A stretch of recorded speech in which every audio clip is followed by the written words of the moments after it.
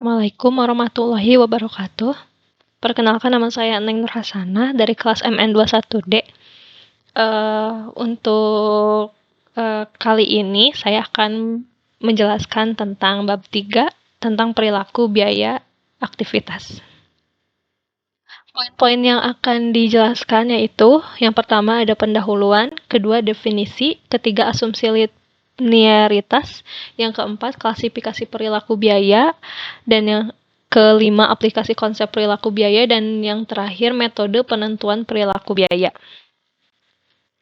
Pendahuluan, di sini ada bab ini akan menjelaskan definisi dan konsep-konsep penting terkait dengan perilaku biaya itu sendiri.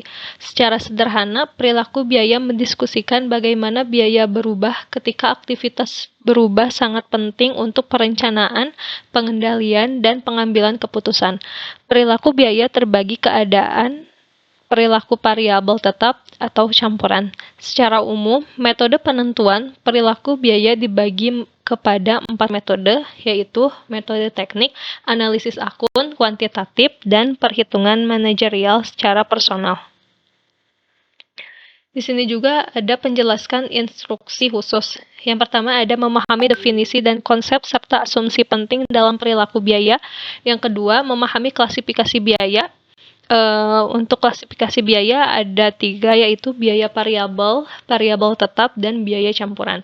Dan yang ketiga, menjelaskan aplikasi konsep perilaku biaya terkait dengan topik-topik manajemen biaya lainnya. Dan yang terakhir ada menjelaskan metode-metode penentuan perilaku biaya di dalam perusahaan.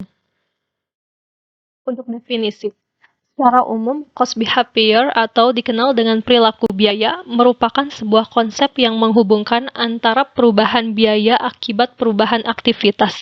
Secara spesifik, menurut Garrison et al. 2014, menjelaskan bagaimana biaya bereaksi terhadap perubahan tingkat aktivitas, di mana ketika aktivitas naik dan turun, maka biaya juga ikut naik dan turun, atau mungkin tetap konstan. Berdasarkan berbagai definisi tersebut, maka dapat disimpulkan bahwa perilaku biaya itu adalah sebuah konsep yang menjelaskan bagaimana biaya itu bereaksi atas perubahan aktivitas atau output tertentu. Dengan kata lain, perilaku biaya itu memprediksi perubahan biaya akibat dari perubahan aktivitas atau output. Adapun manfaat mempelajari keberadaan konsep perilaku biaya ini sangat membantu para manajer untuk tujuan membuat perencanaan, pengendalian, dan pengambilan keputusan. Konsep perilaku biaya ini juga dikenal sebagai konsep struktur biaya, yaitu perbandingan proporsi relatif dari setiap jenis biaya dalam suatu organisasi terdiri, baik biaya tetap maupun biaya variabel. Untuk objek biaya ukuran output dan rentang waktu. Menurut Mowell 2015 berpendapat bahwa langkah pertama di dalam penerapan konsep perilaku biaya ini adalah menentukan objek biaya yang diinginkan. Langkah yang kedua setelah menentukan objek biaya adalah menentukan dan mengidentifikasi pergerak driver yang mendasari terjadinya suatu biaya atau output-nya. Dan langkah yang ketiga terkait dengan perilaku biaya adalah menentukan rentang biaya dan output atau iuran yang relevan, yaitu penentuan besaran biaya yang berlaku dalam kegiatan operasi normal perusahaan. Di sini ada asumsi linearitas, yaitu perilaku ini didasarkan pada asumsi linearitas, yaitu perubahan biaya sejalan dengan perubahan aktivitas output. Asumsi linearitas ini menjadikan akuntan manajemen dapat merencanakan dan mengevaluasi hubungan antara biaya dan aktivitas, terutama pada biaya variabel. Untuk klasifikasi perilaku biaya. Yang pertama ada biaya tetap. Biaya tetap adalah biaya yang tidak berubah secara total karena perubahan output menurut Mowell tahun 2015.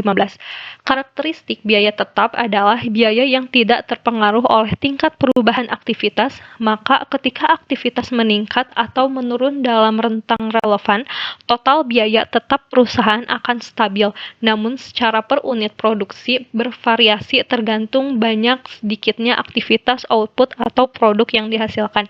Yang kedua ada biaya variabel.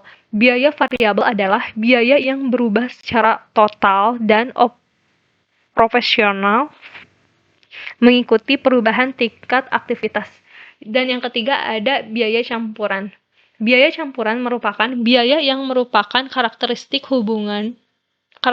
gabungan atau kombinasi antara biaya tetap dan biaya variabel menurut Garrison dan Mowell. Di sini juga ada aplikasi konsep perilaku biaya.